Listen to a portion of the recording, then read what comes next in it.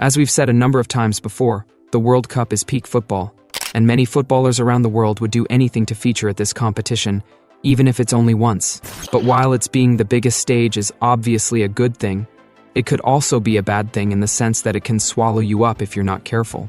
We have seen some of the finest players in the world head to the World Cup and look average. Some have had their careers ruined or changed completely as a result of the competition. Let us quickly take a look at 5 players who had their careers ruined as a result of the World Cup. 1. David Luiz. Heading into the 2014 World Cup, David Luiz was a highly accomplished player, boasting Premier League, Europa League, Champions League, and several domestic titles. However, everything changed for him during the tournament on home soil.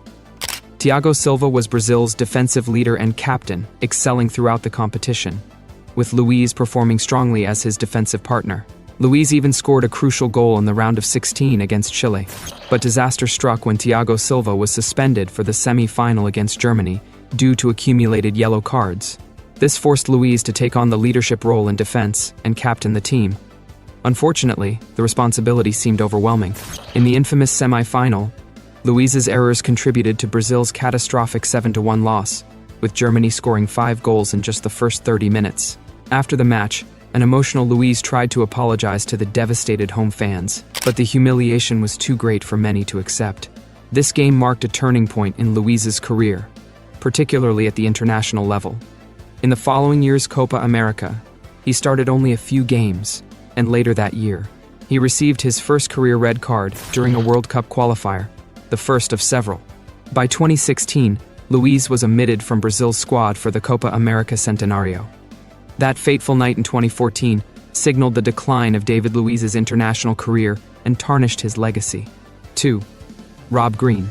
It came as a bit of a surprise when Rob Green, wearing the number 12 jersey, was named England's first-choice goalkeeper by Fabio Capello for the 2010 World Cup.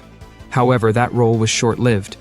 In England's opening match against the United States, the team held a 1-0 lead in the first half when disaster struck. Clint Dempsey unleashed a seemingly straightforward long-range shot, which Green appeared poised to save with ease. Instead, the ball slipped through his gloves and rolled into the net, resulting in a 1-1 draw. That costly mistake effectively ended Green's World Cup journey. He was dropped for the next game, replaced by David James, and did not make another appearance in South Africa. Unsurprisingly, Green was not called up for the 2014 World Cup or any subsequent tournaments, marking the abrupt end of his World Cup career. 3. Asamoah Gyan. The 2010 World Cup was truly unforgettable, and Ghanaian striker Asamoah Gyan found himself on the brink of making history. He was just one penalty kick away from securing Ghana's place in the semi-finals, which would have made them the first African nation to achieve such a feat. This opportunity came in the dying moments of extra time in their quarterfinal match against Uruguay, after Luis Suarez infamously used his hand to block a goal-bound shot in the 120th minute. However, Gyan's penalty struck the crossbar, and with it, Ghana's hopes of advancing were dashed. The match went to a penalty shootout, where Uruguay ultimately triumphed, leaving the Black Stars heartbroken and Gyan's legacy forever altered. Instead of becoming an African hero celebrated for his historic achievement, Gyan became a symbol of what might have been. Had he converted that penalty, Gyan might have significantly altered the trajectory of his career.